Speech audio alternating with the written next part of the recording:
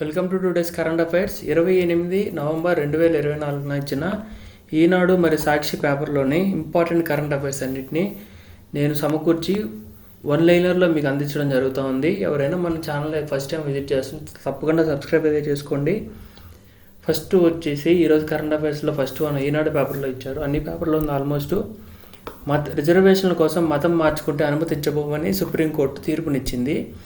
ఈ తీర్పును వెలువరించిన వ్యక్తి జస్టిస్ ఎవరంటే చీఫ్ జస్టిస్ ఆఫ్ ఇండియా ఎవరంటే జస్టిస్ పంకజ్ మిత్తల్. సుప్రీంకోర్టు న్యాయమూర్తి జస్టిస్ పంకజ్ మిత్తల్ మరియు జస్టిస్ మధ్వదేవ్. రెండోది మారిటైమ్ పాలసీ 2024 ఆంధ్రప్రదేశ్లో ప్రవేశపెట్టనున్నారు. దీని ప్రకారం ఆంధ్రప్రదేశ్లో ఇప్పటివరకు 5 పోర్టులు ఉన్నాయి, 5 మేజర్ పోర్టులు ఉన్నాయంట. వాటి ఏవంటే Visakhapatnam, Krishnapatnam, Gangavaram port, Kakinada deep water, Kakinada anchorage మరియు రావా. దీంట్లో పోర్టుల అభివృద్ధి కోసం దీంట్లో ప్రస్తుతం నిర్మాణంలో ఎన్ని గ్రీన్ఫీల్డ్ పోర్టులు ఉన్నాయి? 4 పోర్టులు ఉన్నాయి. 7 పోర్టులను నోటిఫై చేశాం. మొదటి దశ కింద ఎన్ని ఉన్నాయి? జువ్వలదిన్న,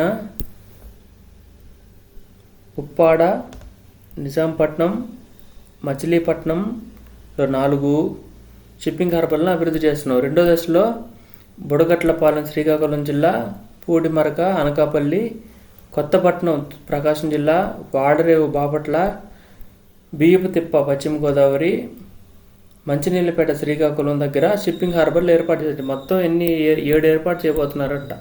దీని సమగ్రం ఏంటంటే ఆంధ్రప్రదేశ్లో ఇప్పటివరకు మేజర్ నాన్ మేజర్ కలిపి 5 పోర్టులు ఉన్నాయి. నిర్మాణంలో 4 గ్రీన్ఫీల్డ్ పోర్టులు ఉన్నాయి. 7 పోర్టులను నోటిఫై చేశారు. 7 పోర్టులు ఏంటంటే ఇవి.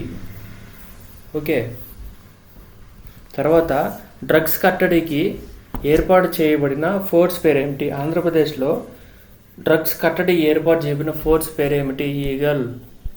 ఈగల్. దీనిని ప్రజల్లోకి తీసుకెళ్లడానికి మహాసంకల్పం అనే ట్యాగ్లైన్ పెట్టారు. మహాసంకల్పం. దీనికి డ్రగ్స్ని నివారించడానికి ఆంధ్రప్రదేశ్ ప్రభుత్వం టోల్ ఫ్రీ నంబర్గా 1972ను ప్రకటించింది. డ్రగ్స్ కట్టడికి ఏర్పాటు చేయబడిన ఫోర్స్ పేరు ఈగల్. ఏ పేరుతో తీసుకెళ్తారంటే మహాసంకల్పం, టోల్ ఫ్రీ నంబర్ 1972. లెబనాన్ మరియు ఇజ్రాయెల్ మధ్య కాల్పుల విరమణ ఒప్పందం. దీని మధ్యవర్తిత్వం లెబనాన్ మరియు ఇజ్రాయెల్ మధ్య కాల్పులు జరుగుతున్నాయి, మనకు తెలిసిందే. లెబనాన్ ఇజ్రాయెల్ మధ్య 2 పశ్చిమాసియా దేశాలే. ఇజ్రాయిల్ లెబనాన్లోని కొంత భాగాన్ని ఆక్రమించుకుంటా ఉంది, పశ్చిమ భాగాన్ని లేదా తూర్పు భాగాన్ని. దాని నుంచి వాళ్ళని కాపాడుకోవడం కోసం మధ్య లెబనాన్ యొక్క ప్రజలు హజ్బుల్లా అనే పేరుతో ఇజ్రాయెల్ మీద దాడులు చేస్తూ ఉన్నారంట. ఇజ్రాయిల్ బిగ్గెస్ట్ కంట్రీ కాబట్టి విపరీతంగా వీళ్ళ మీద దాడి చేస్తూ ఉందన్నమాట. ఆయుధాలతో, బాంబులతో విపరీతమైన దాడి చేస్తూ ఉంది. ఇజ్రాయిల్ మరియు లెబనాన్ మీద, ఇజ్రాయిల్ మరియు గాజా మీద కూడా దాడులు చేస్తుంది. ఇవన్నీ అరేబియన్ కంట్రీసే. వీటి మధ్య శాంతి ఒప్పందం కుదర్చడం కోసం ప్రస్తుతానికి అమెరికా అధ్యక్షుడు ఉన్న జో బైడెన్ గారు మధ్యవర్తిత్వం వహించారంట. మన ఎగ్జామ్ రాసే టైంకి అమెరికా అధ్యక్షుడు ఎవరు ఉంటారంటే జో బైడెన్ ఉండడు, డొనాల్డ్ ట్రంప్ ఉంటాడు. లెబనాన్ మరియు ఇజ్రాయెల్ మధ్య కాల్పుల విరమణ ఒప్పందంకి మధ్యవర్తిత్వం వహించిన అమెరికా అధ్యక్షుడు ఎవరని అడిగారు అనుకోండి, డొనాల్డ్ ట్రంప్ ఫస్ట్ ఆప్షనే ఇస్తారు. కానీ రెండో ఆప్షన్లో జో బైడెన్ ఉంటుంది. ఇప్పుడు ప్రస్తుతానికి 26th నవంబర్న ఇది చేయడం జరిగింది. దీనికి ప్రస్తుతానికి అధ్యక్షుడు ఎవరంటే జో బైడెన్ ఉన్నారు. అదేవిధంగా ఫ్రాన్స్ యొక్క అధ్యక్షుడు ఇమ్మాన్యుయల్ మైక్రాన్ కూడా దీంట్లో ముఖ్య పాత్రకు పోషించారు. ఫ్రాన్స్ అధ్యక్షుడు ఎవరు? ఇమ్మాన్యుయల్ మైక్రాన్. లెబనాన్ అనేది పశ్చిమాసియా కంట్రీ మరియు లెబనాన్ కరెన్సీ ఏంటంటే లెబనాన్ పౌండ్. మరి లెబనాన్ యొక్క రాజధాని బీరూట్. ఇప్పుడు ఇజ్రాయెల్ కూడా ఉంది కదా, ఇజ్రాయెల్ యొక్క ప్రధాని బెంజమిన్ నెతన్యాహు. టీ20లో కేవలం 28 బంతుల్లోనే సెంచరీ చేసిన క్రికెటర్, భారత యువ క్రికెటర్ ఉర్జిత్ పటేల్ గుజరాత్కి సంబంధించిన ఆయన. గతంలో ఇదే రికార్డు రిషబ్ పంత్ మీద ఉంది. రిషబ్ పంత్ మీద ఉండేదాన్ని ఉర్విల్ పటేల్ అయినా చేజ్ చేశాడు. 28 బంతుల్లోనే సెంచరీ చేశాడు. ఇది ఇంపార్టెంట్. అదేవిధంగా ఆక్స్ఫర్డ్ యూనివర్సిటీ ఛాన్సలర్గా విలియం హేగ్ ఎంపికయ్యారంట. ఆక్స్ఫర్డ్ యూనివర్సిటీ ఎక్కడ ఉందంటే లండన్లో ఉంది. 16 ఇది కొంచెం ఇంపార్టెంట్ అవుద్ది.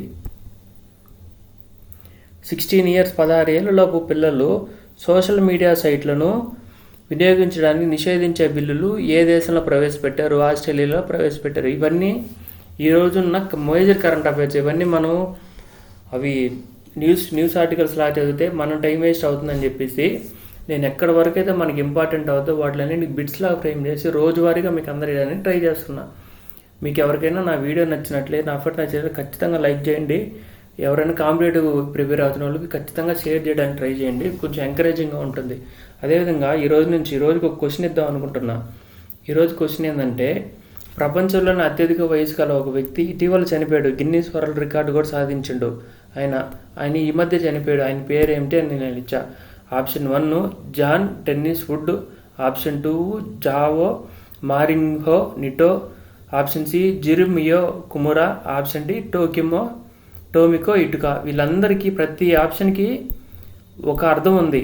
ఏదో నేను నోటికి వచ్చిన పేర్లన్నీ ఇచ్చేయలేదు. ఆప్షన్ 1 మీరు సెర్చ్ చేస్తే ఈయన పేరు మీద ఒక రికార్డు ఉంది, ఈయన పేరు మీద ఒక రికార్డు ఉంది, ఈయన పేరు మీద ఒక రికార్డు ఉంది, ఈవిడ పేరు మీద కూడా ఒక రికార్డు ఉంది. ఇవన్నీ ఆప్షన్స్ నేను ఆ విధంగా ఫ్రేమ్ చేశాను. నా ఎఫర్ట్ నచ్చినట్లయితే ఖచ్చితంగా మీరు లైక్ చేయండి. Thank you.